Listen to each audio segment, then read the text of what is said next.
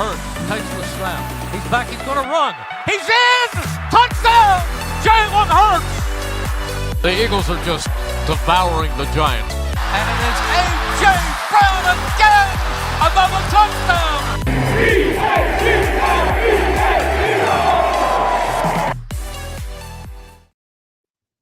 Welcome back to the Linc Lineup. This is going to be the. Didn't just use that. We should have. Oh, that was good. Welcome to the Linc Lineup. This is going to be the draft recap show. With me as always. Well, not as always because they choose when they want to be here, when they don't want to be here. But I have Josh. No, I have Josh. I think over down here, and I got Bryce. I think will be over here whenever we get done recording this. But they're here. We're all three here. You don't see it too often, but we're back. But yeah, we're going to talk about the draft. It's Monday, so we've got a couple of days to kind of. Why the hell do we have a Johnny Wilson background right now? So just so you know, the greatest player to ever play college football is here in person. And not really in person, but he's there. He's there. And so I'm going to bring my colleagues back now since I answered that question. Johnny Wilson, if you haven't been here from the beginning, you know how I feel about Johnny Wilson. And spoiler alert, the Eagles got him. But we'll talk about that in a second. But yeah, we had a couple days to digest what happened. See, get our initial reactions out. Through group chat, text message, and then now hopefully we have, I would say like a better picture of what we want. Who's listening to music? I heard The Weeknd in the background. Oh, hey, I like The Weeknd. Great music. For sure. So first, let's talk about it. The Eagles drafted Quinyon Mitchell out of Toledo, and if you're watching Thursday night, you saw how excited we were. It's still funny because the pre-draft show we looked at his NFL comparison, and it was Steven Nelson, and we didn't like that one bit.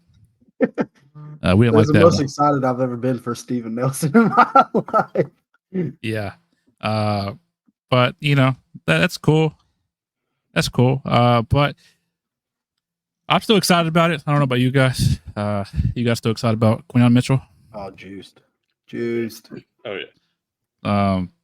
We got a position of need, and it just didn't seem like a Howie draft at all. Like this draft was not a Howie draft. I was fully expecting Tyler Guyton in the first round, some mediocre guy in the second, and then more offensive linemen or defensive linemen in the later rounds. But this one was a little weird. But overall, I'm excited about it. So Quinyon Mitchell, there is like this like nerve-wracking thing I feel is because Terrion Arnold got drafted 2 picks behind him, and so now there was 2 corners off the board. They're always going to be compared to each other, and that makes me nervous because we've already had our fair share of comparisons. Look no further than Jalen Reagor and Justin Jefferson. What could have been, but it's okay. It's in the past. It is kind of concerning because like you do have that competitive, like the competition thing because Toledo's in the MAC conference and Alabama's in SEC country, so the competition is much better over there. But I saw the story. I'm sure you guys probably saw it too. Mike Tomlin went up to him at the Senior Bowl and was like, "Hey, I want to see you match up against all the best of the best here."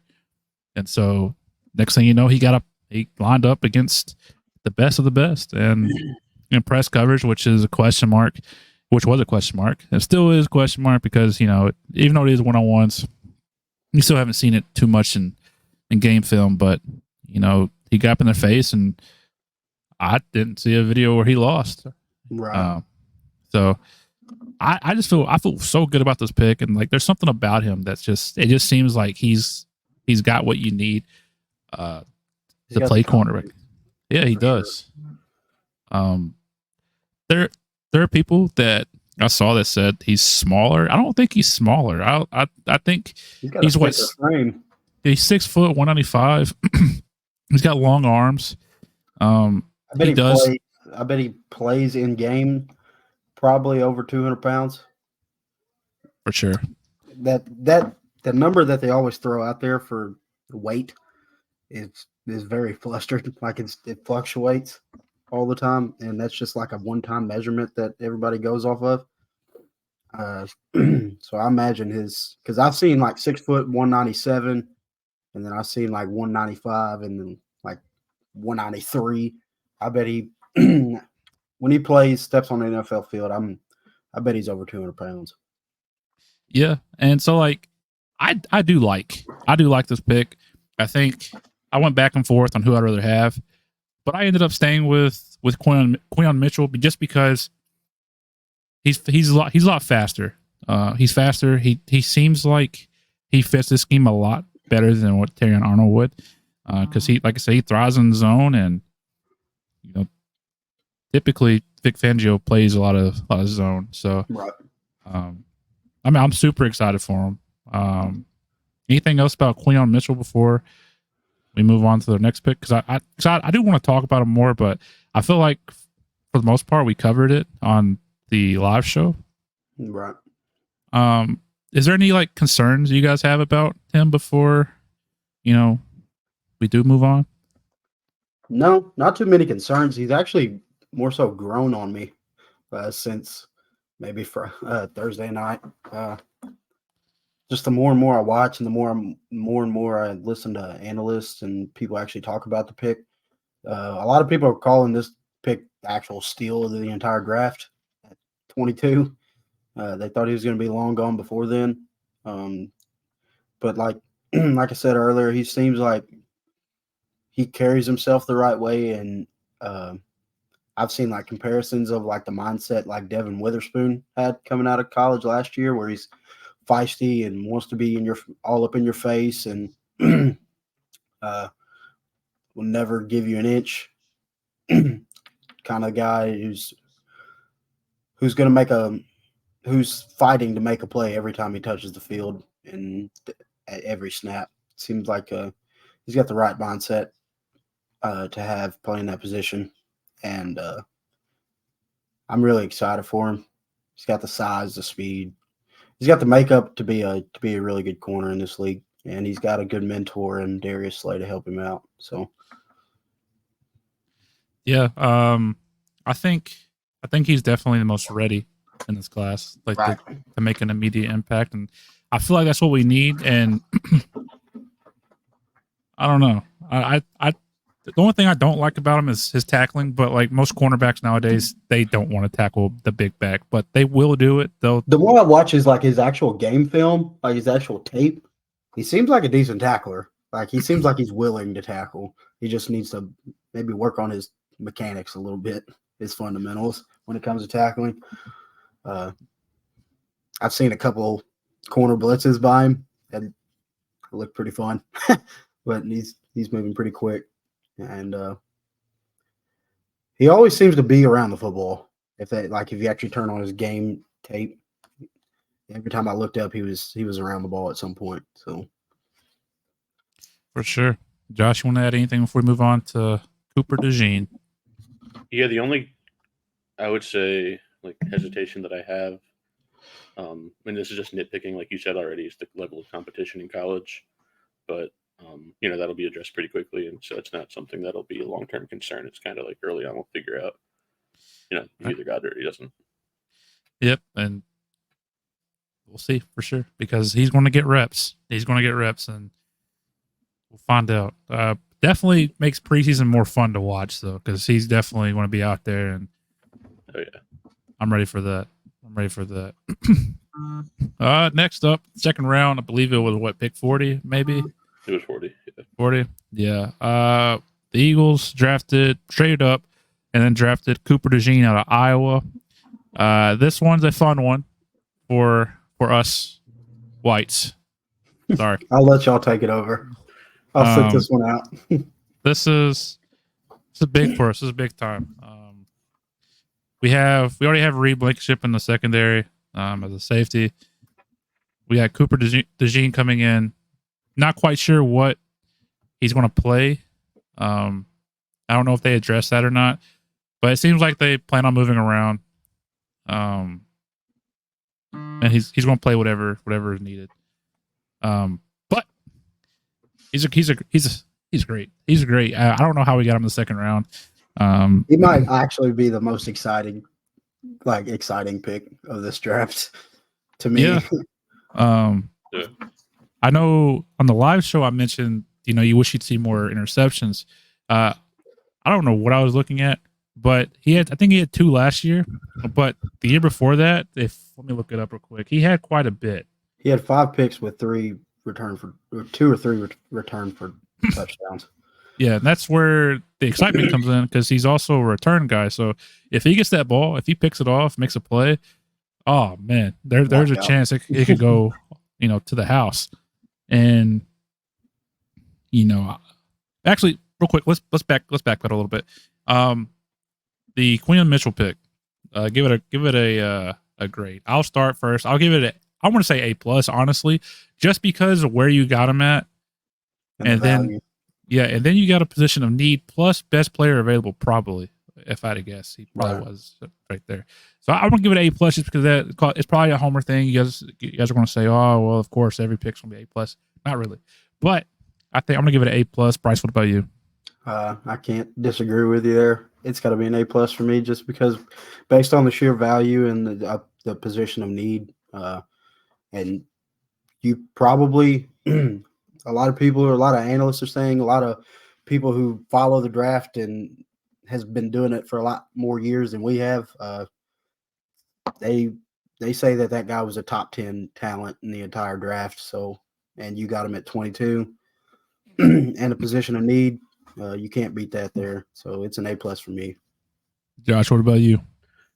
Yeah, I think Bryce said it perfectly. Between just the value and the position of need, I'd have to give it an A+.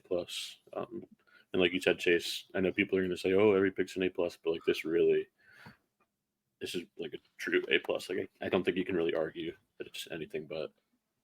Yeah, this is up there with the Jalen Carter pick last year with Right. like excitement and just everything. And then Cooper DeJean gets picked the next day. You're like, holy crap, how can this go wrong? It does, I think, depending on how you feel. Not me personally, but some people will. Right. But let's go back to Coop real quick. I mean, he can do pretty much everything. His concern is basically it's his hips, right? Where he's not quick to turn around in man coverage.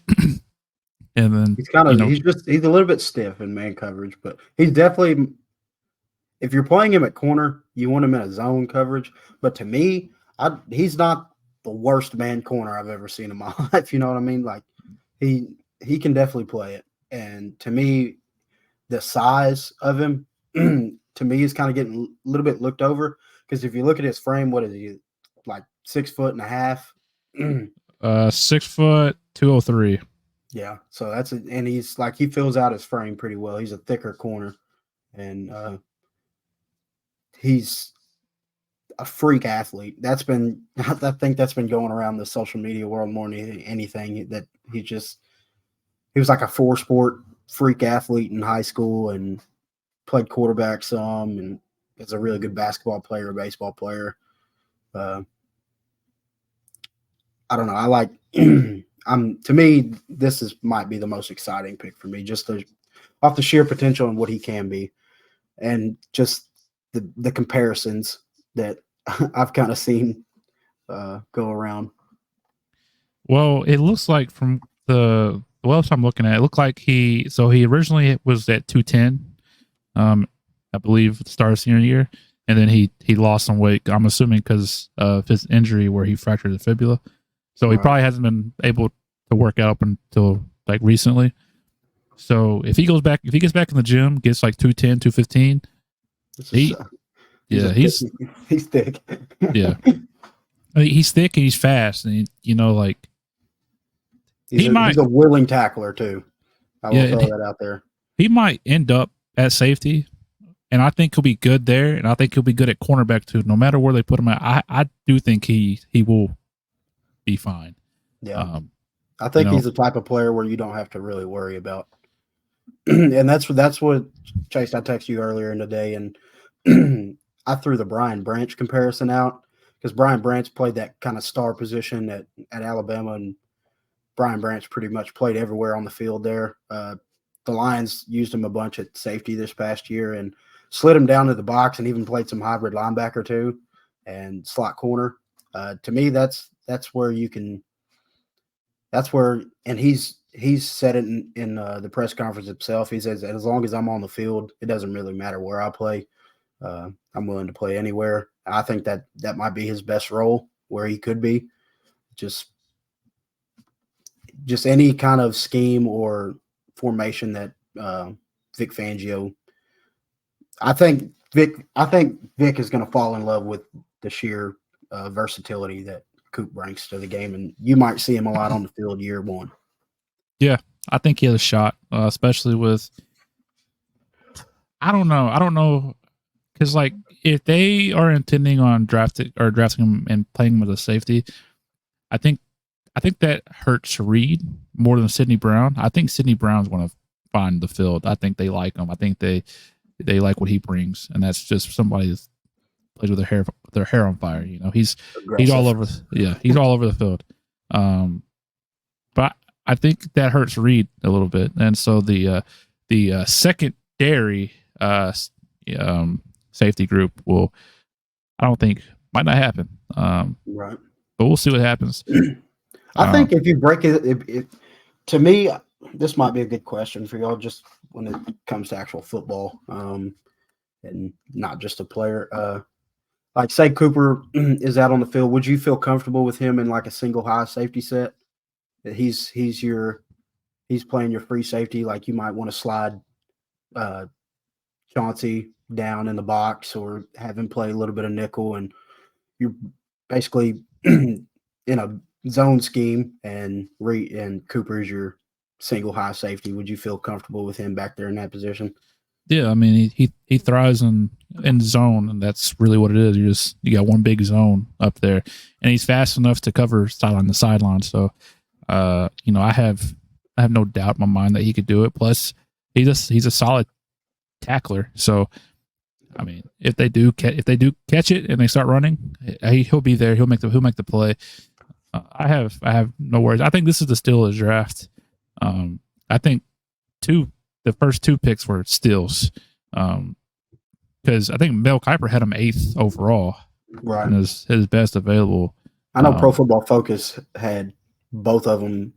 Cooper was at 8, and Quignon was 9th in their big board, their final big board. Yeah, so, I love this pick. I love it for obvious reasons. It's just it brings a smile to my face. And then all those little kids that want to be cornerbacks. You have your guy to look up to, and then they're going to move to safety, and then you're back to square one. But what do you think he ultimately ends up playing as?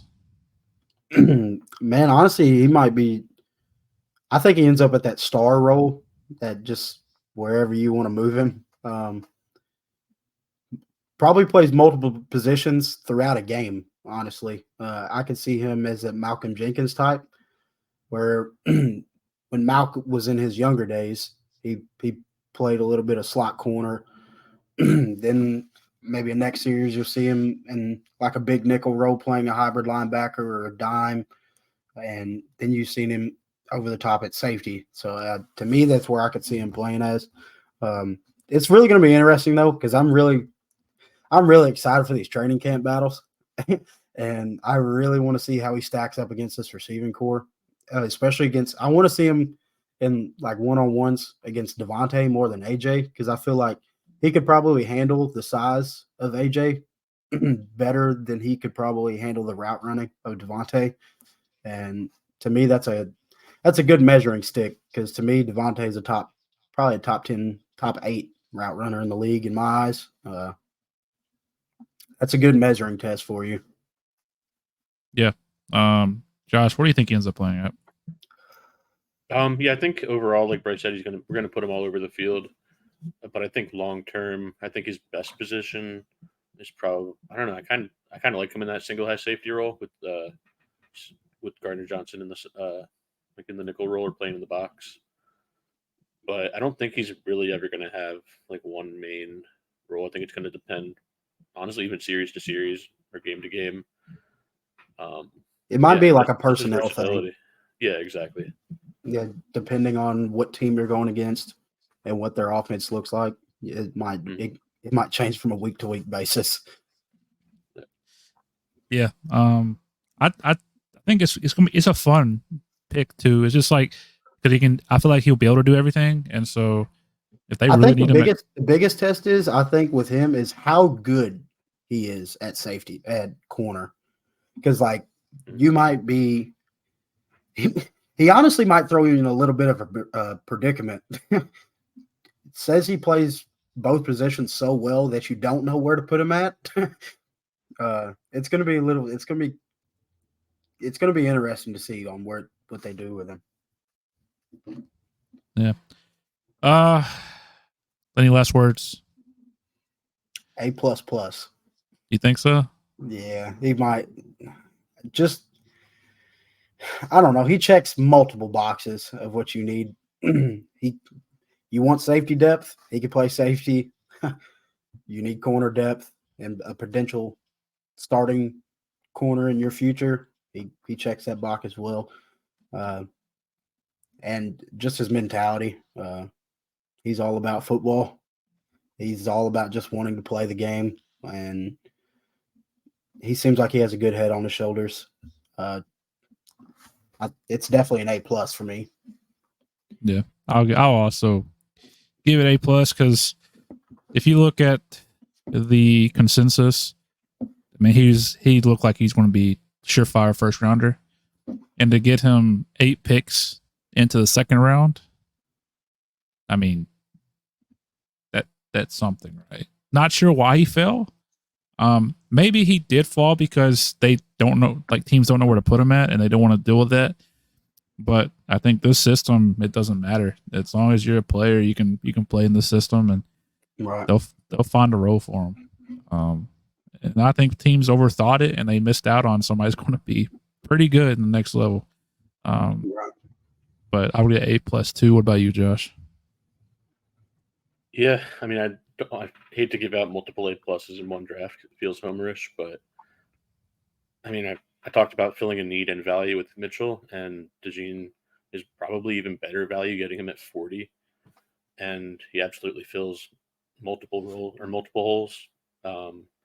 Honestly, I think like if he really pans out the way he could, this could really be like a franchise altering kind of pick. I have to say A+. I think he's going to be great. I think he's going to make a lot of teams wonder why he didn't go earlier. And I don't know how the league let us get him at 40, but I'm glad that they did. So yeah. So here is where things get a little tricky for us. It's the next pick. We traded a lot to get to this point in the third round. Actually, I don't think it was a lot. I'm not sure where this came from, but with the 94th overall pick, the Eagles selected Jalix Hunt from Houston Christian. So originally, I didn't like this idea. The pre-draft show, you can go back, you can listen to it. If I had more time to edit, I would put the clip in here of me being like, "That's stupid. Safety being an edge rusher, awful. I don't want that. You're gonna get blown up." Little did I know. You go watch the tape. He's actually not bad. He's actually really not bad. He's strong. I know there's this clip going around where he's lining up 1-on-1 against an O lineman on senior day, and it looks like he gets Foster. Yeah, he looks like he gets stood up. Missouri, yeah, right. But in all honesty, he's doing what he's supposed to do, and he's going toe to toe. It's not a pass rusher up, right. So like he's not. That's what was going around like with the clip. I was like, So is he setting the edge or is he rushing the passer? Yeah. Because if he's setting the edge, that's perfect. Yeah, that's what he was doing. I'm hoping, at least, because it's just the way he was fighting that block. It didn't seem like he was trying to get into a pass rush, and the way that the block was set up, it didn't look like it was a pass block. And so people who may not know how football works, they're like, "Oh, he sucks." Nothing. Yeah. But in reality, he's doing his job. He had some pop too. He does. That was a collision. That guy looked like he has about 40 pounds on him. Yeah. He's a pretty cool guy, pretty chill guy, a big pimpin'. What's up, big pimpin'? That was awesome. And then he said, give me the playbook ASAP. And I like that. I like that. I want that. Excited about that. Some measurables, 6'4", 252. So he's light. Don't get me wrong, he's light. I can only imagine he'll bulk up some more. Yeah. But he ran a 4.46. Pretty fast. That's moving. That's 1.6 10-yard split, 37.5-inch vertical. He's an athletic freak, that's for sure. He is. And before Bryce absolutely just destroys this pick, like I feel like he's going to. Bryce hated this pick at the beginning. But I'm going to talk to you about why I like this pick. It may not be something that we can prove right away, but apparently Vic Fangio was like, "This is my guy. I want this guy." And you think about it, you're like, "Why him?" Well, think back to it. What does Hassan Reddick not like doing? What does he not want to do? He doesn't want to drop back into coverage, right? And for good reason. Hassan Reddick's a great pass rusher, but Jalen Hunt was a safety, right? So at some point, he had to play a little bit of zone. You're not going to ask your edge rusher to match up man-to-man against somebody. He could if you want to, but it's typically not going to happen. So he's going to be able to play some zone, right? And it'll be better than most edge rushers you will see. It'll be a crazy time. The quarterback's going to be confused. They want to see somebody playing zone better than our linebackers are. You're like, who the hell is that guy? Yeah. So I like that. I'm just waiting for a slot guy to run a slant. And next thing you know, you just see this 6'4" behemoth use that 37-inch vert, jump up out of the air and pick it off. I'm like, what in the hell? How did he know to be there? And how is he so good in zone coverage right there? Yeah. The next thing you know, that guy is sprinting right by you with that 4.6 speed. Yeah. Like, what the hell is that monster? And, the speed thing is a big part, too, because not only if he gets his hand on a ball, he could take it all the way. He could. He's fast enough where he can. But also in pursuit, a running back takes it to the opposite side. He's going to be hot pursuit right behind him. Running back's not going to get too far away. Same thing with a quarterback. Quarterback takes off, try to scramble, buy some more time. There's not going to be a lot more time to buy because Jalen Hunt is pretty fast, pretty big, and they don't want to get hit by him. So, I think his first year he'll be like a special teams guy. They can't keep him off the field. I think he's going to make some tackles. I think he's going to get his feet wet. He'll get some run. I think not a lot, but I think he'll be somebody to watch in training camp and preseason because he has a chance to make some exciting splash plays. But at the end of the day, he's still learning the position. He's relatively new. I think he switched over 2-3 years ago. Yes, 2021. So 3 years ago, he was a safety, and so he's still learning. But he wants to learn. He's smart. And he went to Cornell, right? I think that's where he started off at. Yeah. So he's smart. He's not some dummy like us, Right. He's got it. He's got it up there. So I think anything that you can picture or tell me is a negative about him, I think he's smart enough to fix it, and he probably already knows it, and he's working on it now. It's just the reps he's going to get. Also, playing behind. I almost said Hassan Reddick, but that's not there. So like a BG can mentor him. Bryce Huff can mentor him. Josh Sweat, if he wants to. He's got people, and even like the interior lineman. I wish Fletcher Cox was still there, but he'll be around. I'm sure he'll be around. So I think this is a good pick. I know I just spent 10 minutes hyping him up, but does anybody have anything else to say about Jalix? Like at the time, yes, I hated the pick because I thought that was better edge rusher talent right away that could step in and help you this next year. To me, I think he could still help you in some way this year, whether it be special teams or maybe pass rush situations. But like Chase was saying, this is going to take time. He's still very new to the position. He's got all the athletic traits in the world that you want. He's very raw at the position, and he needs to get better with his pass rush moves. He doesn't really have a lot in his arsenal right now, and that's expected of a person who just transferred to the position 3 years ago. But he's an athletic freak. I think Clint Hurt, the new defensive line coach, and Jeremiah Washburn, I believe, is the edge rushers coach still. Those are two very respected coaches in the NFL around the league. If anybody could do it, it's those two guys that could get him ready, get him prepared, and you have the ultimate mentorship in Brandon Graham. And if you want to know from an offensive lineman standpoint on how they would block him, you have Lane Johnson, who is a future Hall of Famer in my eyes.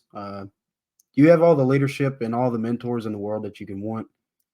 And I think they're going to do a great job with him. I could see him. If Chris Sims was talking about it, I don't buy into a lot of shit that he says because he's an Eagles hater at times. But he was talking about, he's like, when you look at drafts, you're always going to find that one player who turns into a superstar and they don't know what school they came from, one of those small town schools. And Chris Sims was talking about it. He was like, Jalix Hunt was that guy in this draft where they have the superstar potential, and they're coming from a small school and you don't ever hear about them because of their level of competition that they played at. I could definitely see that with him. The pick's starting to grow on me. The more I watch his tape and the more I see his just sheer athleticism, it's growing on me a lot. So I wouldn't expect him to do a lot this year. Maybe next year he could take a leap, but I like his potential. Josh, anything? Yeah, I think Bryce said it best at the end there. I mean, this pick comes down to potential.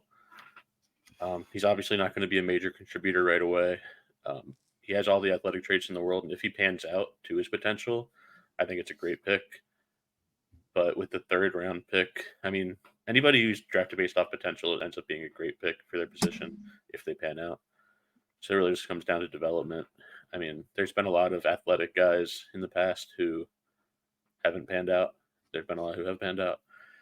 So it's tough for me to really put a definitive grade on it right now, of course. But I think it's a solid pick, and I think that he has a great opportunity to develop the way that he can if he really wants to put in the work and wants to become the player that he can. I haven't looked into him enough to really get a good idea on, his work ethic and things like that. But I mean, pick has grown on me since we first made it. I'm just, I'm cautiously optimistic. Yeah. I think that his floor could be very low. Honestly, it could be a complete dud, but the ceiling could be like superstar potential, right? And that's what you're banking on. And even if he falls somewhere in between that, if he's like a good player, I think that's a good pick. Anybody that makes it to like their second contract with the team, it ends up being a good pick. But if we're going to grade this, I'm going to give this probably a B. I'm going to go with B. Just because I do think you could have got him later, and I do think they kind of jumped the gun here.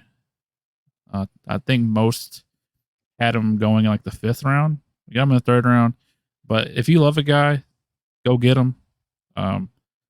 Especially with the first 2 picks going the way he did, it doesn't hurt to take a chance here. And you got a little more time, with BG, Joshua, Bryce Huff, and hopefully Nolan Smith. I'll give it a B. I like it. I'm actually giving it a C plus, just based on like Chase was saying, in my mind you reached for him a little bit, but I understand, like Chase said, if you like a guy, you like a guy. I just think there was better talent that could come in and help you this upcoming year right away.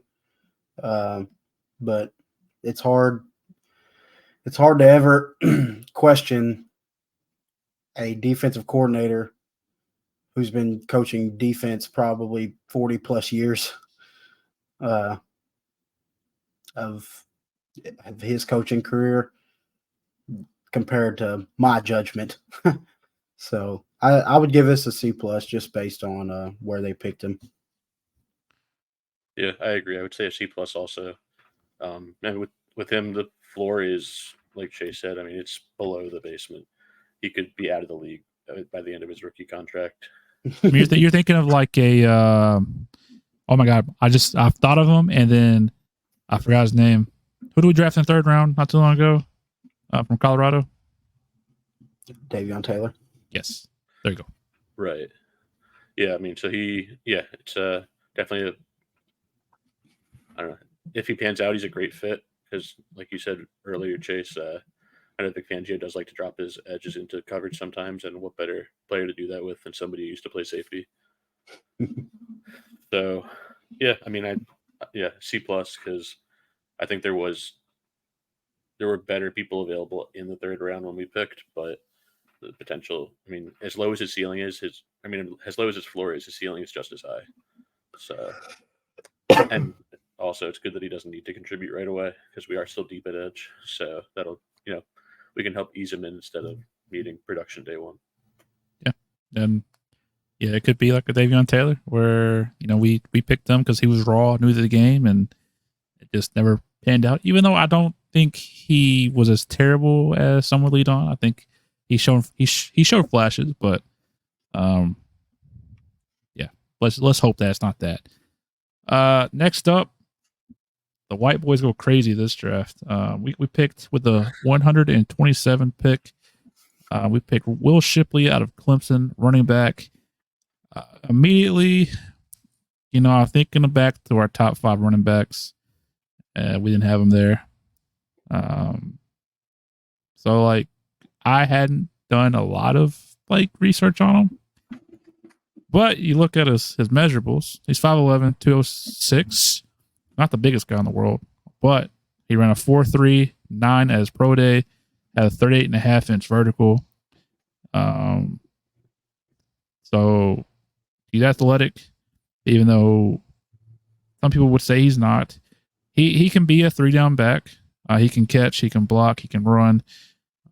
I think he's somebody that I prefer to have over Kenny Gainwell if Saquon does go down, because I can't take just 3 downs of Gainwell just being out there. I think I would lose my mind pretty quickly. But I mean, he's good. You can line him up in the slot. He can catch out the backfield. He's a willing pass protector. And that's what it really is about when it comes to running backs, is if they're willing to do it. Some people just don't want to do it, and I don't blame them. You're smaller than the guys breaking through that line, and that person's probably running full speed. And you gotta sit there and you get either blown up or you are a car crash. And it's just a stalemate. Just absorbing a hit. Yeah. I would say he has elite like speed. And then he has like a nice burst to his game as well. So you get him out in the open field, there's a chance for something to happen. One of the biggest knocks on him though is if he is in the open field, cool. But man, oh man, if somebody touches him, he's going down. Doesn't break a lot of tackles. I think he ranked one of the worst in D1 in like broken tackle percentage. But that's okay. He makes them miss with He's very with his- elusive. yeah.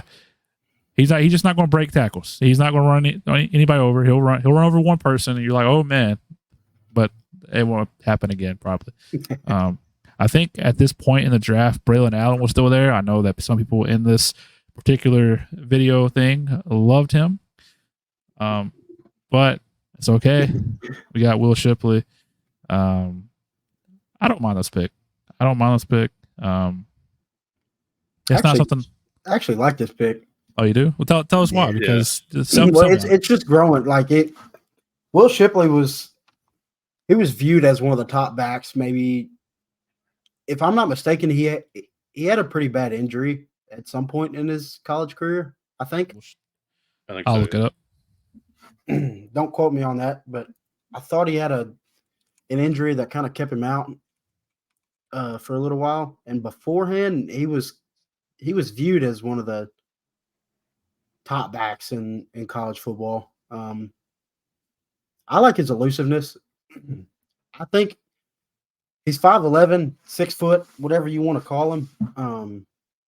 But he's got like a thicker frame for 206. He's not a scrawny guy at all. But he's got pretty good receiving ability. He's a pretty good pass catcher out of the backfield. And to me, this is your Kenneth Gainwell replacement, because I'm with Chase. I'm completely out on Kenny Gainwell. I don't want to see him touch the field ever again. That's just where I am with it. I can't stand to watch him run the ball anymore. Hopefully we don't have to see a lot of it, because I would think you paid Saquon Barkley a lot of money. I would think that he stays on the field, stays healthy, and if he does stay healthy, he's going to be on the field majority of the time. But to me, this is I think Will Shipley complements Saquon's game and the way the Eagles like to play, and I think he fits Kellen Moore's scheme a lot better than Kenneth Gainwell does. To me, I revert back to when Tony Pollard was in Dallas with Kellen Moore. I think he could be the Tony Pollard-esque of this offense. I liked Will Shipley in college. I just thought he was running behind a shitty offensive line, and I like his potential. I gotcha. So I looked at his injury history. He had his last game in college. He had a knee patella sprain, but he avoided structural damage, so nothing bad. And then in 2021, he fractured his tibia. Yeah, I think that's what I'm thinking of. He only missed a month. Really? Yeah, fracture in his leg, and he missed a month. Yeah, He's a tough son of a bitch. Yeah, he got surgery. He's got superhuman growth hormones or something. Maybe. Well, he had surgery the off season. What? I said I hope he doesn't get tested. Yeah, hopefully not. But he only missed a month. He had surgery in the off season, which is crazy to think about. Playing running back on a fractured tibia? What the hell? Yeah. I wonder he can't break tackles. I'd go down too. I'd be like, please don't tackle. I'll take a knee. Before I pass over to Josh, so a couple things that I heard, because I haven't done a lot of research on him, like I said, but from what I do know, he does fumble a lot. He needs to fix that going to the next level. And a lot of people that I've listened to, they call him just a guy, and I don't think he's just a guy. I think he's a little bit above just a guy, with the ability to be more than that. But I don't know. Where are you at, Josh? So, first off, I'm heartbroken we didn't take Braylon Allen. Understandable. I think he was underrated. But this pick is growing on me. I like how versatile he is. I like that he's a good pass catcher. I like that he can potentially return kicks. Even if he is just a guy, I'm okay with that, honestly. I think, just like you guys, I'm out on Kenny Gainwell. So I like that we did, take a running back that can fit in and fits our scheme. I mean, yeah, I think it's a solid pick. I think just a guy is fine because we don't need him to be a star running back. Saquon should get a lion's share of the touches, but when Shipley is in, we can do different things with him. Yeah, I mean, I honestly didn't follow him too much at Clemson, but from what I've heard since we took him, yeah, I mean, I'm a fan of the pick. I think he probably has a pretty high floor. I think he'll just at least be a good contributor. I don't think he's going to be a star. I don't know how high his potential is really, but yeah, I think he's on opening day roster for sure. Yeah, absolutely. I think he'll be like second on the depth chart, hopefully. And if not, I don't think he'll be there initially. You don't think he'll be quite high? I think they'll give it to Gainwell, but then they'll slowly start increasing his touches. And I'm fine with that too, as long as he starts to get touches. If he goes into preseason, I think preseason is going to be a big spot for hhim. If he goes into preseason and is just racking off fucking 80-yard games, 100-yard games, which I doubt that would ever happen just based on the sheer offensive line play that we like to fucking throw out there during preseason. But it's going to be hard to keep him off the field over Kenneth Gainwell. Yeah. I had a train of thought, but I lost it. What was I going to say? Oh, so I live in Clemson country, and people that are fans of Clemson or fans of the Eagles, or both, they like this pick. They think he's great. To be determined if he's like NFL great or not, but they love this pick. Even my friend who's a Clemson fan has no interest in NFL football, but he said he loved him. So we'll see what happens there. I'm gonna give this one a C+. I'm not, like I said, I'm not the greatest. I'm not the highest on him, but whatever. I'm gonna give this actually a B.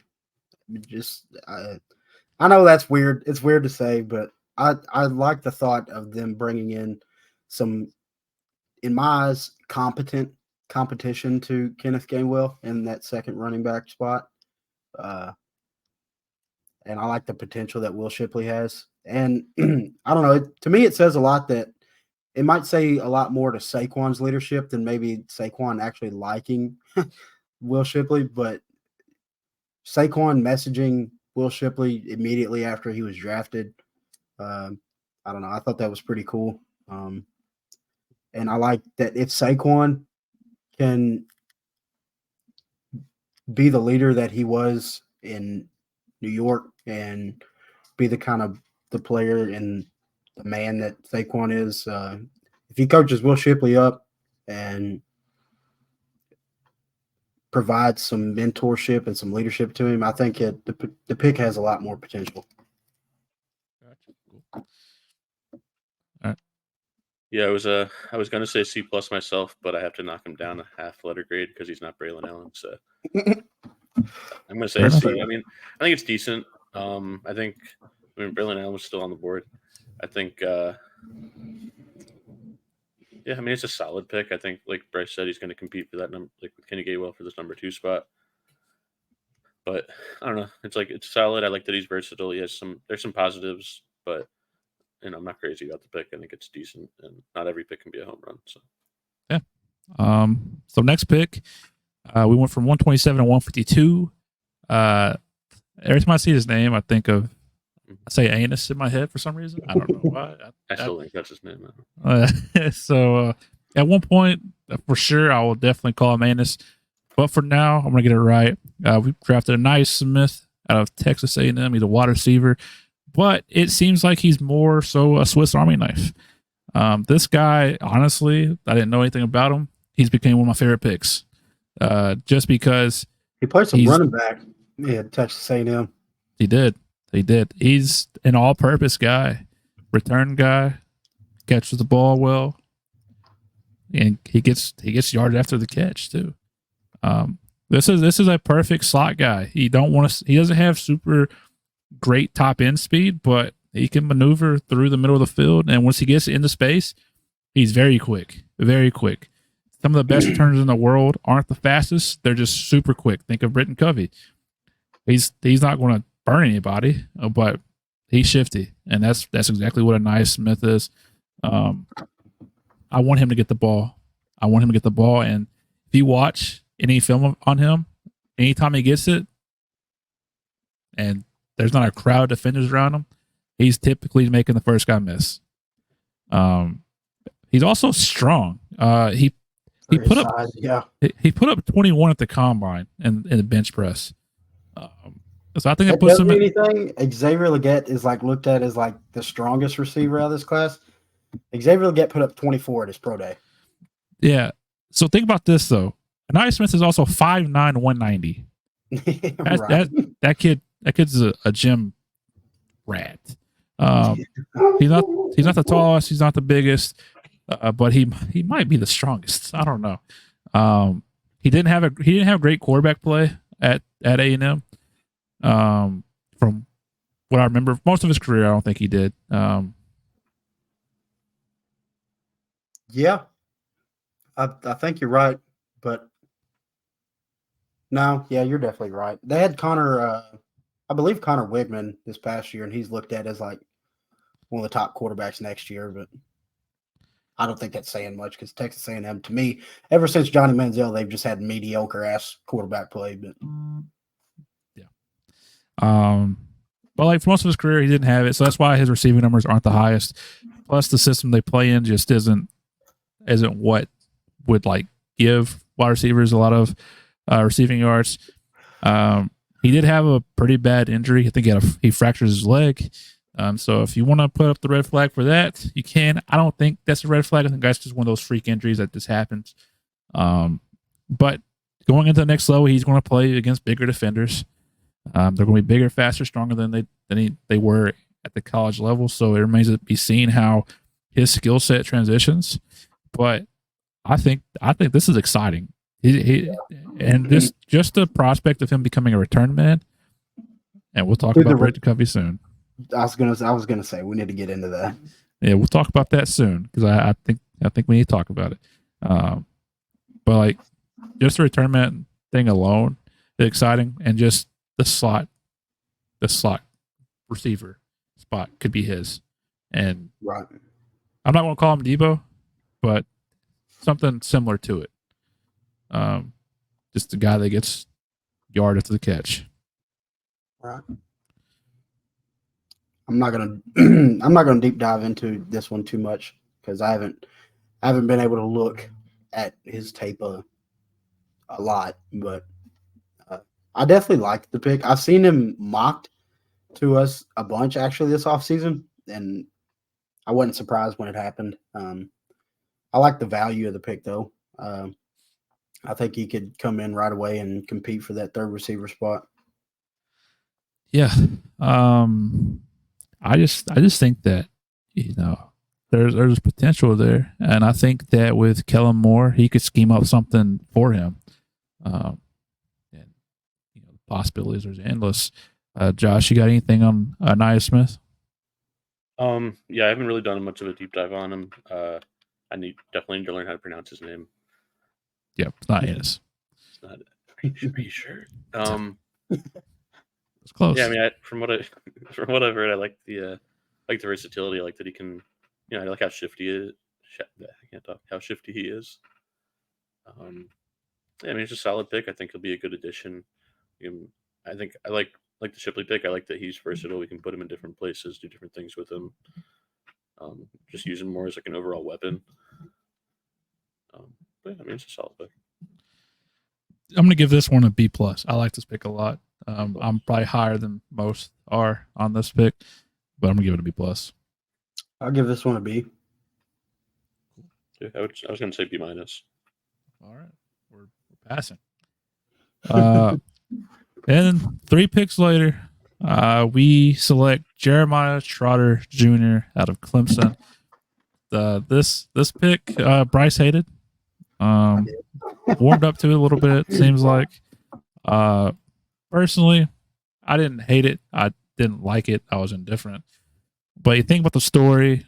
You think about everything. You think about the relationship that Mr. Lurie has with him already, and then just the family in general. It's a great story. It's a cool story. To be determined if if it's like one of those impactful stories. We'll see. It has a possibility. But the video of whenever they called him up was super cool. They seem excited about it. I laugh because like if you're that excited, why don't you draft them earlier? You know, like if you weren't that bad, you know, in the 5th round. But whenever this pick happened, I was talking to Bryce, and Bryce was, he was negative. He's Bryce, the way Bryce is. But I was like, we got like a 3rd round talent, 2nd round talent, according to some, in the 5th round, and so you can't knock it. He's not a super athletic freak. He's not the greatest when it comes to changing directions, but he's smart. He has his instincts are great. He is. I know that there are some people that are comparing him to Nick Bolton. If that happens, still an absolute steal. However, I think a more realistic comparison is TJ Edwards, which is also great, I think, because we took TJ for granted, right? I think we did. TJ was a UDFA and turned into a $80 million linebacker. A stud. But I think he'll be better than Nakobe. I don't know why. I think he will be better than Nakobe. I'm kind of sick on. I don't like the Nakobe hate that Nakobe gets. I don't think Nakobe got a fair shot. I think the injuries kind of fucked him a little bit. I mean, you're telling me I still have his signed card, and I want that thing to be worth $1 million, but it's worth a penny right now. So right. I mean, to be fair, like I didn't think he played great, but I say that I feel like I say this on every podcast that we record. I don't think anybody on defense played great last year. Nobody played good besides Jalen Carter, in my eyes, and he didn't play great at sometimes. But I can't put so much stock into one person's career off of the 1 year that they got thrown to the Wolves and got hurt in that year. So I don't know. But to be fair, Nakobe can't cover for shit. So. Well, and also Jeremiah Trotter can for the most part. He was one. Right. So like film might tell you he might think he's not. According to Pro Football Focus, he was one of the best in the nation last year. So to be seen. He's not the tallest guy. He doesn't have the longest arm, so there will be some mismatches. I can't remember like the height and weight difference from him and his dad. His dad was a little bit taller, wasn't he? He's a little bit thicker too. He was like 250. Yeah, but also linebacker back then was like what edge rushers are now. Yeah. They weren't. It was a different kind of linebacker and different kind of style of football back then. Yeah, they weren't asked to cover really, and then like a lot of times in that era, it was 2 tight end, 2 running back sets. Right. So they were there to stop the run and hit people. It was 22 personnel the whole time, just bunch of men just pounding meat. Yeah, just head on. A lot of meat flying there. But I like the pick. He's got to get 54. And like Bryce said, whenever I was talking to him this weekend, that first celebration. Dude, that first Axeman celebration is going to hit. At the Linc. I wanted to do well. I wanted to do great. I texted Chase about the whole scenario. We're playing Dallas. It's a meaningful game. It's like either right before halftime or deep in the 4th quarter or something. 4th down. Dak Prescott rolls out. Sack. Next thing you see, just axe flying. Boom! I'm like, Yeah, it's gonna feel good. That's serotonin to the brain right there. Was yeah.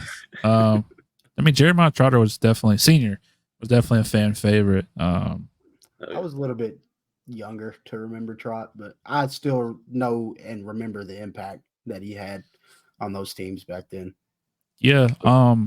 But last thing I'll say is I was listening to. Also, you don't get the nickname Axeman if you sucked. Yeah, you don't. I feel you don't get a nickname if you suck unless it's like a real bad one. There are some people out there that suck with nicknames. But I was the fireman. The fireman, exactly. Okay, that's fair. But I was listening to the Ringers Philly special, and I was listening to the Ben Solak, somebody who I like and I don't like at the same time. He's cool. He just makes me sad sometimes. But he said, like, if there's a lot of pressure, coming into Philly with that last name, and you're going to take his number. So that 54, that Trotter, that's going to be, you have to live up to it, right? Not really, because he got drafted in the 5th round. So it's like, expectations aren't really there for most people. Most people thinks he sucks from what I've seen. I mean, a lot of people wanted him because of the name, but a lot of people didn't want him because they think he's not great. So I think he has a longer leash than most people that come in with like their father's name, Right. But Asante Samuel Jr., he's got some higher expectation because I believe he was taken 2nd round when he was coming out. Yeah. So I don't know. To be fair, that would be something. Trade for Asante Samuel Jr. and you got Jeremiah Trotter Jr. and Asante Samuel Jr. on the same team. Them 30, 40-year-old men who used to watch their dads play back in the day would have a nostalgia feeling right there. But Brian Dawkins Jr., you failed us. He did. Failed us. He did. I think he went to Clemson too, I think. He did. Now that you say that, he did. Failed us, buddy. All right, Kayvon Wallace Jr. is going to come in and save that name. Fun fact, Trotter's actually got another son. Plays at West Virginia right now. Yeah, but he's not junior. Yeah. What is he? I think his name is Josiah or something like that. It ain't Jeremiah Trotter. But I mean, good for Senior to have 2 D1 athletes in the house, Yeah. But Josh, anything you want to add before we move on? Yeah, just 2 quick things. One, I think the expectations kind of cut both ways. I think for people who follow a little closer, like we do, or other fans, I think that he'll have a longer leash because, like you said, he was drafted in the 5th round, and it seems like a lot of people don't think that he's that good. I think a lot of casual fans there were just going to see Jeremiah Trotter Jr. and be like, oh, he's definitely going to be like his dad. Like, he's taking his number, everything. And there are a lot of casual fans out there, so it'll be interesting to see how they react. Dan Celio being one of them. That stupid bastard, dude. I was listening to him earlier on the way home, and I don't know why I was listening to him. Like, he wants to throw him into the fire right now. Like, just let him go. I'm like, you are setting that kid up for failure if you just let him waltz in and be a starting linebacker right now. To be fair, if he goes into training camp and looks like the best linebacker on the field, then yeah, let him play. But like, coming out and saying that he needs to be starting week 1 right now is an asinine statement because he was a good player at Clemson, but he has some athletic limitations. Limitations, disadvantages, whatever you want to call it. He's not he's not his dad in any way, shape, or form. His dad, to be fair, from my knowledge, wasn't really that gifted athletically either. He was just a bigger thumper. Yeah, just big dude, hit people. But like we talked about earlier, that was a different game back then. But and he is, like Chase said, he's very smart, and he was a captain at Clemson and made a lot of tackles, had a lot of accolades at Clemson too, making a couple ACC teams, conference teams, and stuff like that. So for the value, it's a good pick. I thought they should have, with that 3rd pick, that 3rd rounder. I don't know if Junior Colson was off the board yet, but I think he was. But I think, I don't know. To me, Cedric Gray might have been the better pick. I think Cedric Gray was there in the 3rd round. I think he was in the 4th round. Yeah.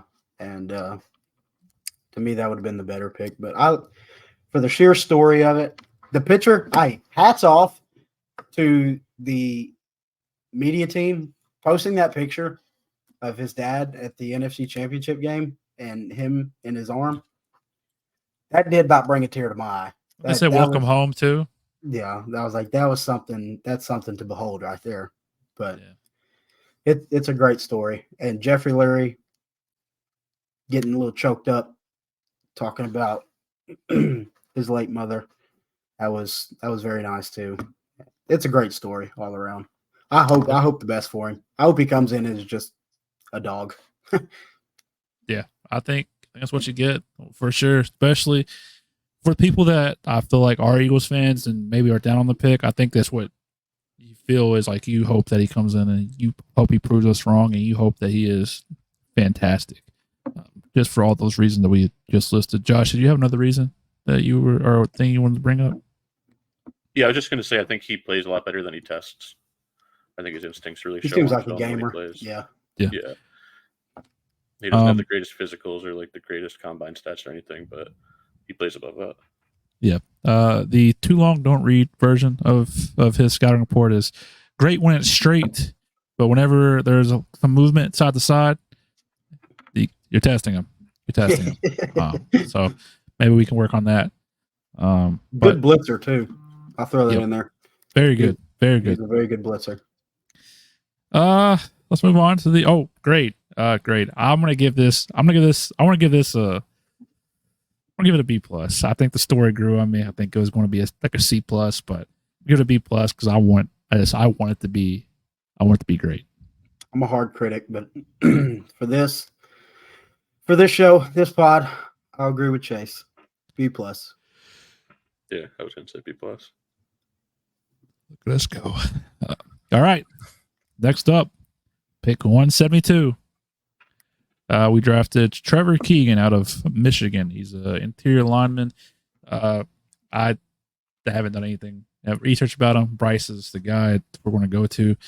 So Bryce, I'll pass the mic to you and let you tell us why he's the greatest thing to ever touch the grass. I ain't gonna do all that, but I will say this: third round and later in this draft, this is my favorite pick. It ain't mine. Really? Well, you like Aeneas. Oh, never mind. Yeah. I went, why did I even say Aeneas? But Trevor Keegan, he adds depth to a position, and to me,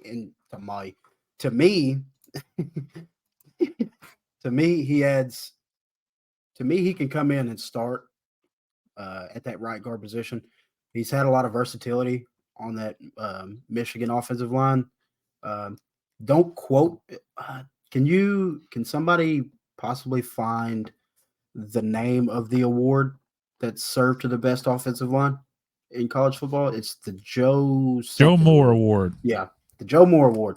2-time Joe Moore Award winning offensive line there at Michigan. He was the captain this past year. Add some versatility, bigger frame for a guard, kind of a bigger guy. 6'5", 310. Yeah, bigger guy. He's a very good run blocker. He's really aggressive. And to me, I think that's what we kind of need on this offensive line. Lane's a shit talker, but Trevor Keegan's a massive shit talker. He's a guy. If you go to his Instagram this past year when they played Ohio State and beat Ohio State, he was talking some shit about Ohio State on his Instagram. Actually put a picture of Sharman on his Instagram and tagged Ohio State football. And he's got a nasty streak to him. He finishes blocks really well. I think this is a guy that why am I drawing a damn blank? Offensive line coach. Why am I doing this? Us? Yeah, dude. I don't know why I'm doing this. Jeff Stoutland? Yeah. Jeff Stoutland could get his hands on and mold into a starting Good right fucking guard. grief, dude.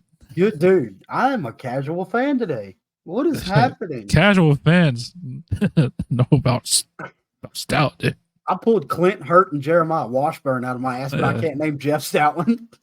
Stoutland, you baby, come on. But I don't know. I like Trevor Keegan a lot. Like I I said, think it was listening. really good value for where you picked him. I agree. I was listening to, of course, I mentioned the Bringers Philly special. So Solak said something that made me laugh, and that I'm very interested in. So he said that, if Keegan doesn't have somebody like in front of him, he's not actively blocking. He's looking for somebody that's not paying attention, and he wants to go light him up. So he says if there's a secondary player and it's like a screenplay, he wants to go kill that cornerback or safety. There's a linebacker in pursuit, not really paying attention to his surroundings. He wants to go light him up. If there's a D tackle just not playing with, just kind of being stood up in a one-on-one block. yeah, he's coming. Shipping. Yeah, he's coming in. He wants to be physical. He wants to hurt somebody, and that is good. That's good to have. You want them to be physical. You want them to be kind of dirty, but not too dirty. If this guy is like, Taylor Lewan came from Michigan. Taylor Lewan was a shit talker, and Taylor Lewan was one of the best left tackles in football for a long time. Taylor Lewan had that nasty streak to him where he's talking shit to you and he's letting you know that he's kicking your ass. Trevor Keegan is just like that. Yep. And if he's got a little bit of Richie Incognito in him where he's kind of crazy, I'm here for it. He's a scary individual too. Trevor Keegan is a very scary individual with pads on. We just don't condone bullying in the locker room. We don't. If you pick on somebody, nobody in my locker room. Bully somebody on the field. Bitch. Do whatever you got to do. I don't care. So I just want to put out this stat and then we'll move on because we're having fun talking about the new Eagles. So his time, I don't know if this is at just left guard or his whole time playing at Michigan. It has 41 pressures and 3 sacks allowed on over 1,200 pass blocking snaps. So it's A-okay in my book. That's beautiful. That is beautiful. I think this is great value. I think it's going under the radar. I mean, like, he played with a great line at Michigan. He's going to play with a great line in Philly with a great coach. I think he will be elevated. And guard is the easiest position to play on the line. You can plug and play somebody there. I mean, think about it. I think Sua was an undrafted free agent. Tyler Steen played tackle his college career. They moved him in at right guard.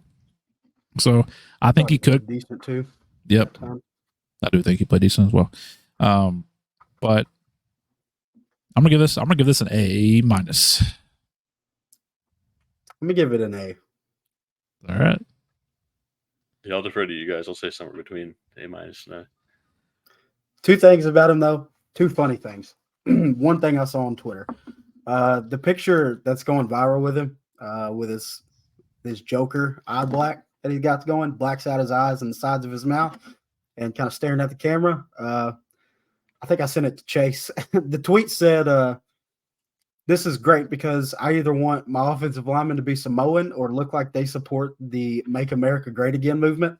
And Trevor Keegan fits the Make America Great Again movement description. Tattoo sleeves, both arms sleeved out, and then big plus to him for rocking the old school Deshaun Jackson jersey that he got in 6th grade. 1, that's a really nice jersey. 2, that's the biggest 6th grader I've ever seen in my entire life. How does that jersey still fit him to this day? Nobody knows. Nobody knows. That blows my mind. I need to know how big that 6th grader was. We'll find out, I'm sure. All right. Next up, 6th round, number 185. Taking you guys off the screen because this is my guy. Go ahead. I'm gonna go ahead and mute you real quick so nobody can hurt me in the process. You too, Josh. This is my guy, Johnny Wilson, wide receiver for Florida State. If you've been here since the beginning, you know that we drafted Johnny Wilson, and I love Johnny Wilson. I'm the biggest Johnny Wilson guy in the world. I just want to read you the scouting report from a website. His strengths include elite catch radius. You gotta love that. We love big guys that can catch balls. By the way, longest recorded wingspan by a wide receiver in NFL Combine history. He's got long arms. He can play basketball. He should have played basketball probably. High point specialist. He's going to go up there. He's going to get the ball. He's great at that. He's also great after the catch. He also, they compared him to like a bell cow back. They think he has the balance and just the drive to get past wimpy tackles and just get the extra yards. He's great. Contested catches. He's going to go up there. He's going to get it. He's going to fight for it. He's going to come down with the ball, and he's great. He's great at blocking DBs in the run game. The negatives, we're not going to talk about the negatives because we don't care about the negatives. We got the next Megatron.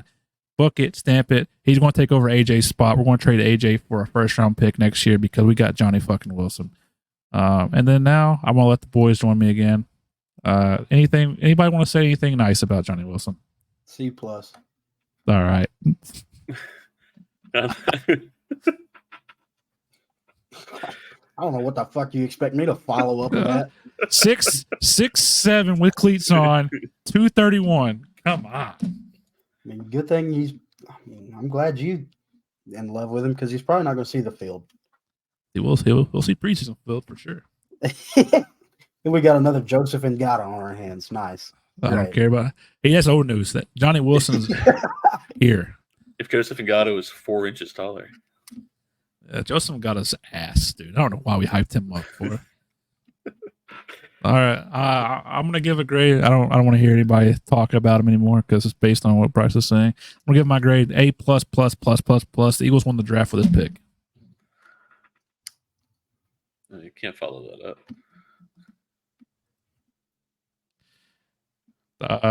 Is my mic working? Yeah. Cool. I heard something click and my mic might be broke. Last pick. Dylan McMahon from NC State.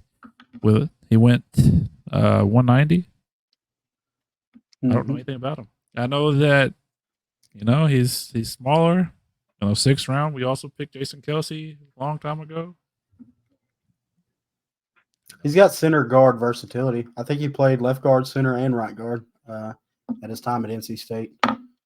Pretty athletic. I think he had a really high athletic score per some testing. I thought it was good value where you drafted him. Actually thought he was going to be off the board a little bit sooner than this pick. To me, it gives you some versatility at center, just in case Cam Jurgens, you don't feel too comfortable with him playing center. But I don't know. I ain't got too much to say about the pick because it's a 6th-round pick. I know that's kind of shitty, and you're also not asking a 6th-round pick to come in and play right away. If he impresses at training camp and he somehow is your starter and Cam Jurgens could stay at right guard, cool. I mean, that means he showed the coaches a lot at preseason and training camp. I like the pick. I don't hate it. Last year he played a total of 621 snaps. He allowed 9 quarterback hurries, 1 quarterback hit, only 1 sack while playing center last year. He was on Bruce Feldman's freak list, 6'4", 300-pounder, leads, yada, yada, yada. He power cleaned over 400 pounds and has a vertical jump of 32 inches. At the combine, he had 33-inch vertical, at a 4.33 shuttle time, a 5.10 So he's athletic. I'm gonna give this. I don't know. Let's see. I'll give this a B-. Yeah, I'll give it a B. I can't wait for this to come back for his highlight tape. Somebody's going to find this clip, and they'll be like, "I give it a C." All-pro center. And then it's going to go to the crazy music where he's just blowing people off the line and whatever. Puts Dexter Lawrence on his ass in a pancake block. Yeah. Can't wait. Prove me wrong. But I will say it's a later pick. There's potential there, because Jess Stoutland is him. That's the way to put it. All right, moving on. Real quick. To winners and losers. There's a couple losers I can think of. Britton Covey's one of them. Keely Ringo is one of them. James Bradbury is one of them. Yeah, you think? Bryce, give me your biggest loser and why, or a winner. Okay, I'm going to throw you a curveball here. I think the biggest winner is the special teams all around, like special team coordinators. Yeah. This offseason, you've brought in Paris Campbell, Anais Williams, Cooper DeJean. Who else? Who else has? Will Shipley has punt return. Isaiah Rogers. Tyler Hall used to return punts in college. That's the biggest winner to me, especially with a new kickoff format. You got a lot of ways you can go with it. A lot of guys who have return experience, return ability. I'm actually really interested in that battle in preseason and in training camp. As also, you can also tie that in with the losers too, because people that were there, Right. Govey, you have to do something at wide receiver, bud, because If not, bye-bye. I'll be gone, which would suck. That does suck. John, I love Britain. we all do. Josh, give me your biggest winner or loser this weekend. I don't know if he's the biggest loser, but I think Reed Blankenship's on the list. Cooper DeJean's coming for that spot. Yeah, I can see it. I mentioned that earlier. I don't think Reed's spot is safe. I think that I want to say that the Eagles did draft Coop into like playing a safety, and I think Sidney Brown is beautiful. You got CJ GJ, who I forgot about, to be honest with you. It's tough. That room's getting a little more crowded. But there's four things for damn sure. We will have a white safety. There will be at least one white safety on the field. Yeah, at all times. Yeah. I'll throw another winner in, and it might be a little overlooked. Milton Williams. They didn't bring in any competition for him. So to me, that means that they didn't bring in any high valued competition for him. I'll say they signed a UDFA guy who, to me, shouldn't be a UDFA.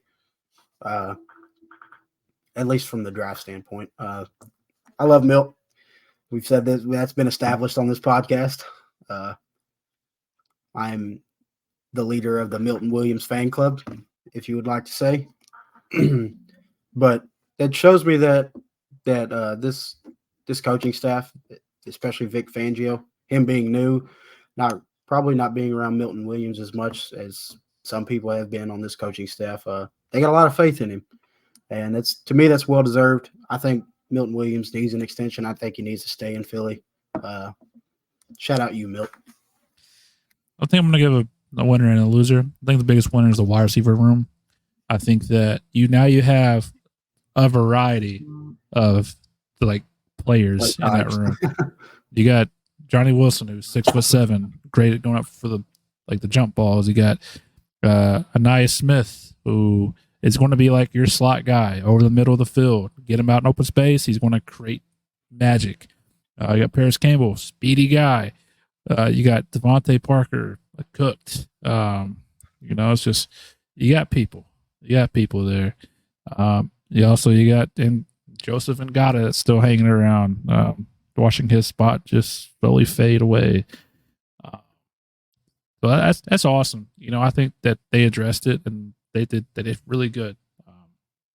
Because I think that third spot variety is important. I think that if you just stick Quez Watkins there again, you won't see the same thing. Whereas like Naismith isn't the speedy guy, but he'll catch a ball. It'll make something happen. Whereas Quez Watkins couldn't do that.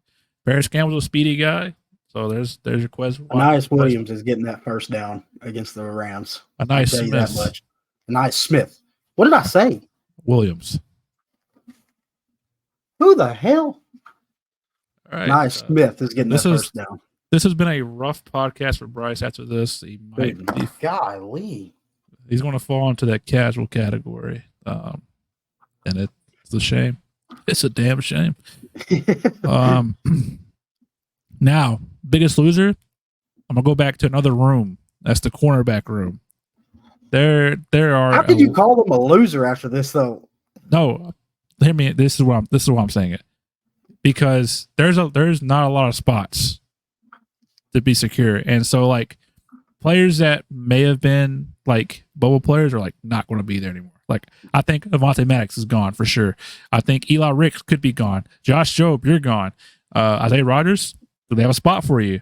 You know, it's like before the draft, those guys we're talking about Isaiah Rodgers starting at outside cornerback next year.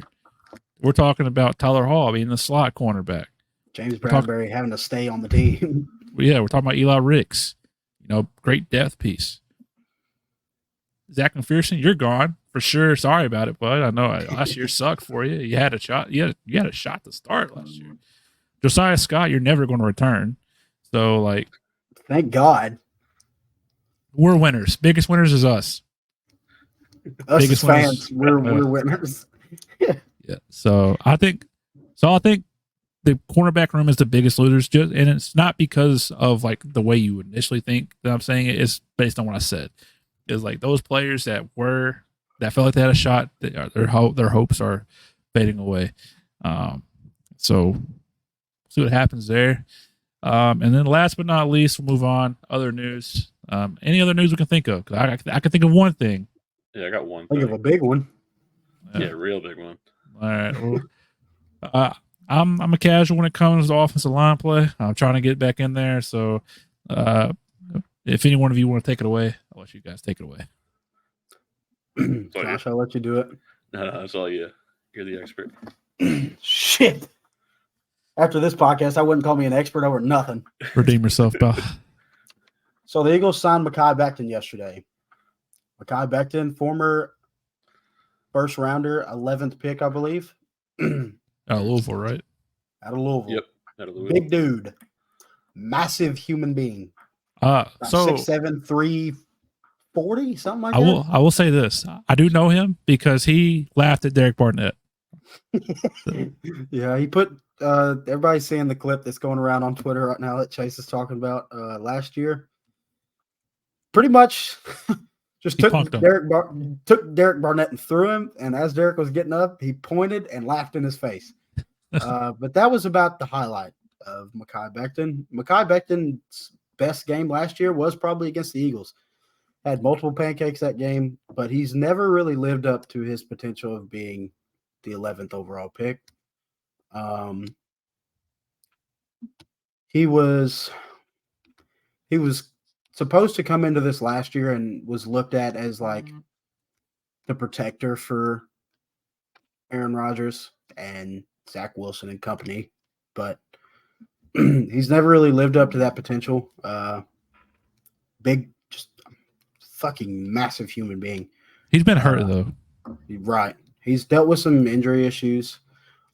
To me, it's not a bad signing for what they signed him for. It was like $5.5 million.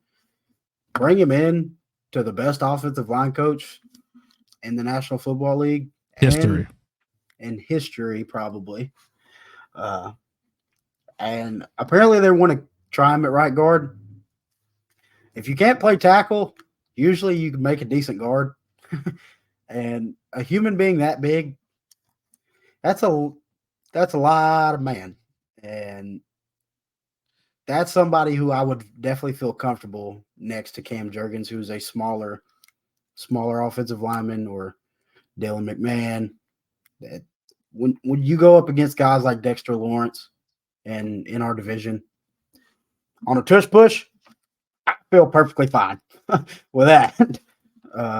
But I don't know. It's an intriguing. I mean, to me, he was probably the best backup tackle option in free agency. Only time will tell, really. Yeah. I've heard good things about him, like potential wise, and then you see what he's done, and like I don't know. But sometimes, like I've said before, it's all you need is a fresh start. And I feel like the Jets were a super unserious team last year after Aaron Rodgers went down in the fourth play of the season. So hop on over to Philly, where they have Super Bowl aspirations, and see where it goes from there. Because I think if you're around a culture that's super serious and like get to work and keep the main thing, you never know. You never know. Right. But the last thing we'll talk about. Oh, let's do this first. So I didn't get your guys' overall grade of the draft. So let's do that real quick. So Bryce, start with you. Out of all the picks and stuff, what do you give the Eagles this draft? Plus, don't forget, we got a 3rd round pick next year. Right. And that is important for people listening out there. You gained a 3rd, 4th, and 5th next year. Correct. What's for people listening out there that may not understand why it's a big deal? Yes, you have those picks, but let's say we're trying to make a in-season trade. They're like, can you offer us anything else? 3rd round pick. Well, done deal. Now we have Tyreek Hill. Simple as that. I don't think you go that far, but We have Gold Tate again. Those picks, you definitely don't. So yeah, you got to think what Howie likes to trade for in the middle of the year. Edge rushers, running backs too. Jai. Remember that season? I do. Or it could be a Bernard Avery. Okay, yep, it could. We don't talk about that though. Or Robert Quinn. That was a time. What did we give up for him? Was it a 3rd round pick? I think so. Ew. What a waste. All right. What's your grade for the Eagles? I give him. I'm not gonna be a homer. B+ as far as I'm going. All right, Josh. Yeah, I like B+. I was going to say A-. Try not to be a homer. I guess B+ is probably better. Chase is going to be a homer just because they got Johnny Wilson. A+++. Yeah. You're right. Now, you think about it, you got Quinn Mitchell, you got Coop. That's A+ picks right there. Jalen Hunt, it's a B in the B range, but for different reasons, it could be an A+++++. It could also be a Z, just way down there. Will Shipley doesn't move the needle for me, whatever. Anaya Smith does. Jeremiah Charles is a good pick in my eyes. Keegan's good. Johnny Wilson, we all know how I feel about that. Dylan McMahon, I'm going to give it an A-. Like, I think in the middle of the draft, it got kind of weak. And then I think they picked it up. Well, I think out of all the picks, I'm not in love with 2 of them, really. That's Dylan McMahon and Will Shipley. So I think everybody else has a role that they could have next year or years. What? Johnny Wilson? You think Johnny Wilson has a role next year, dude? My king. Don't let us down, baby. He's wearing the ugly helmet, but I give him a pass. But I guess I gotta watch more tape, dog. You're seeing something that I just haven't seen, I guess. Go for it. Little guy, cornerback. Try to stop him. Go look at that. He bullies him. Not a chance. Dunks on him. But you got a problem with drop, is what I've read. I don't care. Get him some stickier gloves. You say that until it's 4th and 2 and he drops a slant. He'll get next time. That's crazy. Oh my God, this guy can't do nothing wrong. He can't.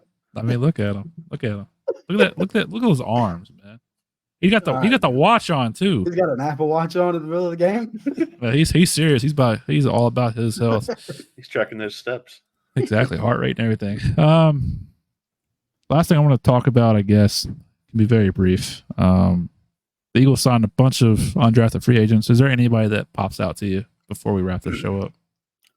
Gabe Hall, the D tackle from Baylor, and then Andre Sam, the safety from LSU. Safety from LSU, Andre Sam. Undersized guy, kind of limited athletically. But from what I've read from a bunch of LSU fans, he's not like a fucking home run signing like in my eyes I viewed TJ Edwards as. But he's a guy that works his ass off and could find a role on special teams as one of those gunners, one of those guys that goes down and likes to hit people. He's a big hitter. And Chase talks about guys that like to play with their hair on fire and get excited for big tackles, big hits, and stuff like that. Andre Sam is one of those people. What about, what was his name from Georgia? Kendall Milton. Do you like him? He's a tough runner.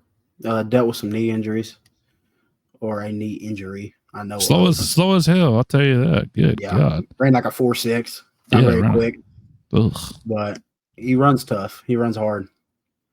Breaks tackles. Probably end up being a practice squad guy. Yeah. All right. Remember Elijah Holyfield? Remember him? Yes. Was Eagles practice squad for a while. Ran a 4.9. Wasn't that bad, but it was bad. It was slow. Any last words, final thoughts before we get up on out of here? I like it. I'll do better next time knowing fucking people. Got to. Josh, anything you wanna say? Yeah, draft exceeded expectations. I think it was a good one. Definitely. And speaking of expectations, we definitely, like I tweeted out last night, we fully expected to just have like 2 people show up for our draft special. We're up against every single person in the world that covers sports. And we had people hang out with us. That was awesome. So to anybody and everyone that stopped by, thank you so much for doing so. You made our nights. And you gave us a starting point for next year that might be hard to top, but hopefully we do our part and we continue to put out great content, and you guys stick around. Thank you guys for watching. If you're watching on YouTube, like, comment, subscribe, share with a friend, share with a coworker, share with a family member, whatever you got to do to share. Then let us know you shared. If you are listening on Spotify, Apple Podcast, Amazon, wherever you get your podcast from, like us, subscribe to us, follow us, give us a rating, a good rating. Leave a review if you can. Let us know what you like about the show. Don't tell us what you hate because it'll make me sad. Also, share with a friend. Do it. Follow us on all socials at the Linc Lineup. We lost our check mark today, boys. Saw that. Yeah, it's because we changed the logo, or the logo. You lose it. That sucks, but it's whatever. We'll be back, and we'll also be back sometime this week. We're going to record something. I'm trying to figure out what we're going to talk about. We're going to talk about something. Be on the lookout. I think Josh's working on Josh now over here now. I think is working on an article. And I'm also going to be putting out something. Be on the lookout for that. If I haven't said it already, follow us on all socials at the Linc Lineup. Follow Josh at the Pre2. Follow Bryce at I am Bryce Haynes. Follow me, Chase, at Cardiac Chase. Yeah, thank you guys for listening. Shout out to the people that support us. Bet online. We didn't run an ad. We're ad free today. Rogue Energy. Code Linc Lineup at checkout for 10% off. And yeah, we're going to get out of here. But first, as always, go Birds. Go Birds. Go Birds.